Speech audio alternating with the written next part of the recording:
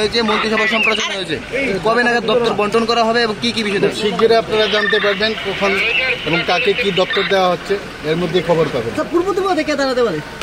এখনো ডিসিশন হয়নি, সবই সময়েই সব জানা যাবে। কবে নাগাদ বন্টন করা হবে? এর মধ্যে হয়ে যাবে। আমি তো এখন যাচ্ছি এয়ারপোর্টে, আর কি সম্প্রসারণ যেতে হবে মালদা, আমি আসার পরেই ডিসিশন। আর কি সম্প্রসারণের কোনো গ্রুপ রয়েছে? বললাম না, যখন যা হবে সব জানবেন আপনি। আইপিএফটি কই থাকে, কি পরিকল্পনা রয়েছে আইপিএফটির জন্য? আইপিএফটি তো আছে, আমাদের একজন মিনিস্টার তো আছেনই।